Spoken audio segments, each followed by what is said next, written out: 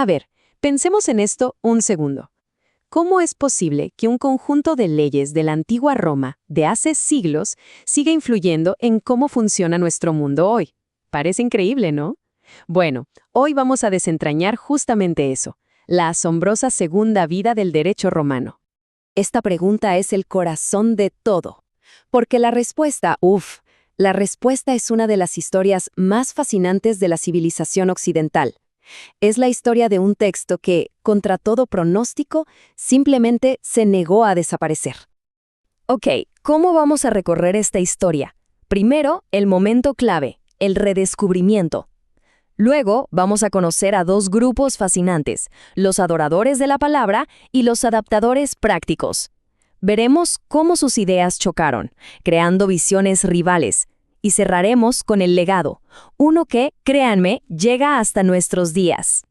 Listo, nos vamos de viaje en el tiempo. Hay que imaginarse la Europa del siglo XII. Las cosas están cambiando a toda velocidad. El comercio crece, las ciudades se expanden, y de repente las viejas leyes medievales se quedan cortas. Simplemente ya no servían para un mundo que se estaba volviendo mucho más complejo.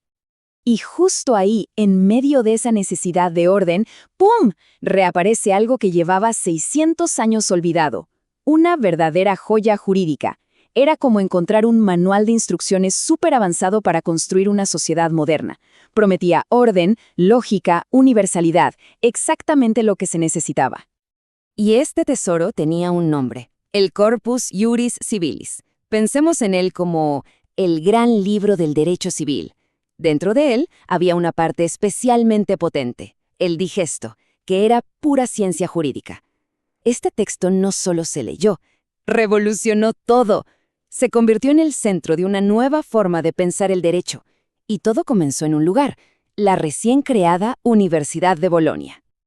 Ahora, ¿quiénes fueron los primeros en ponerle las manos encima a este texto redescubierto? Bueno, hay que imaginar a unos eruditos que lo trataban no como un libro de leyes, sino casi como un texto sagrado. A ellos los conocemos como los glosadores. El pionero de todo esto fue un tal Irnerio de Bolonia. Él y sus seguidores no inventaban nada nuevo. Su trabajo era otro, era un trabajo de hormiga.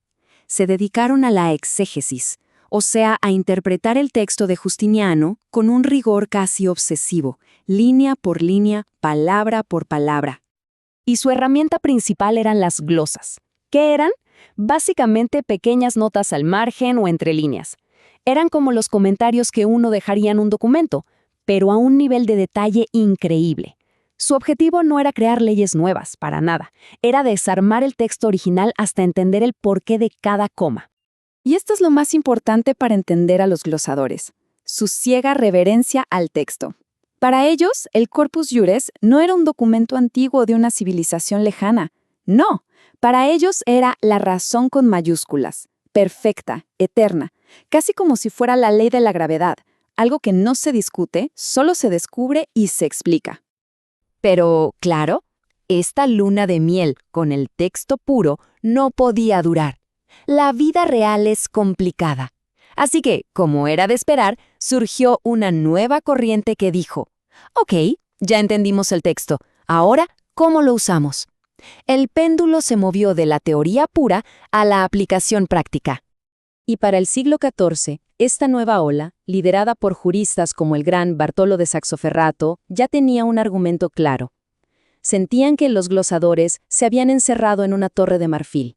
Decían, todo ese análisis es brillante, pero no le resuelve el problema el comerciante de la esquina ni el campesino que discute por una tierra. Y aquí vemos el choque de dos mundos. Por un lado, la exégesis contra la síntesis. Por otro, entender por el placer de entender, versus aplicar para resolver problemas. Es un debate que sigue vivo hoy en día. ¿La ley es un sistema perfecto en sí mismo o una herramienta para la sociedad? Bueno, los comentaristas lo tenían clarísimo. Para ellos era una caja de herramientas. A su método se le llamó Mos Italicus, el método italiano. ¿Y en qué consistía? En lugar de solo anotar el texto romano, escribían comentarios larguísimos donde mezclaban el Corpus Juris con las leyes locales, con el derecho de la Iglesia, con todo lo que tuvieran a la mano. El objetivo era construir un derecho funcional, un derecho vivo que sirviera para la Europa de su tiempo. Pero la cosa no termina ahí. El debate se puso aún más interesante, porque después de los glosadores y los comentaristas, llegaron nuevos jugadores al campo con ideas totalmente distintas sobre qué hacer con el derecho romano. Primero, los humanistas y su mos calicus, o método francés. Ellos eran en esencia historiadores puros. Miraban a los comentaristas y decían, un momento, están mezclando todo.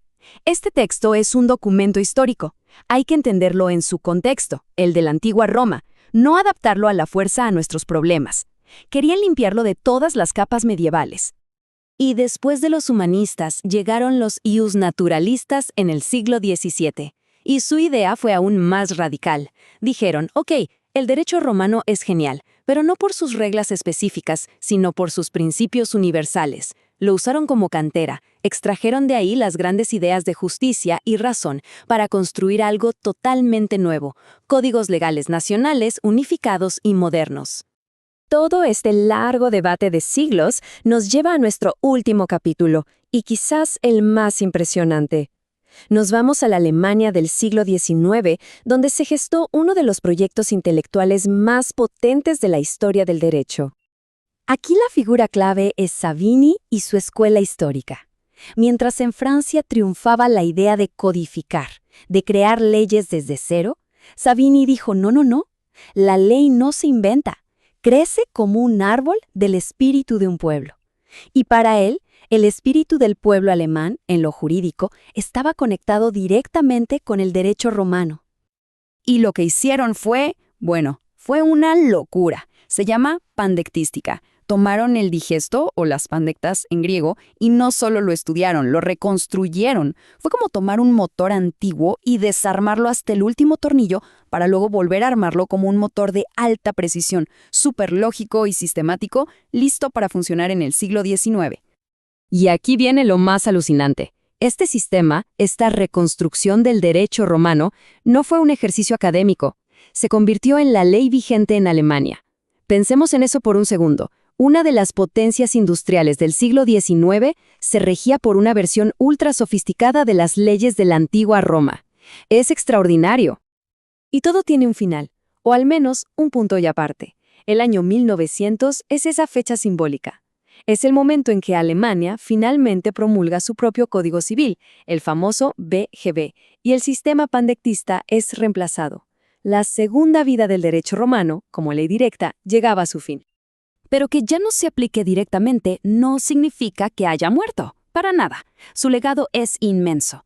Pensemos en él como el sistema operativo de nuestros sistemas legales modernos. Ya no vemos el código fuente, pero está ahí funcionando debajo de todo. Conceptos como contrato, propiedad, obligaciones, todo eso viene de ahí. Es la base de la formación de cualquier jurista fuera del mundo anglosajón. Lo que nos deja con una pregunta final fascinante. ¿Existe tal cosa como una ley muerta? O quizá las grandes ideas jurídicas nunca mueren, simplemente hibernan, esperando el momento adecuado para despertar y tener una nueva vida.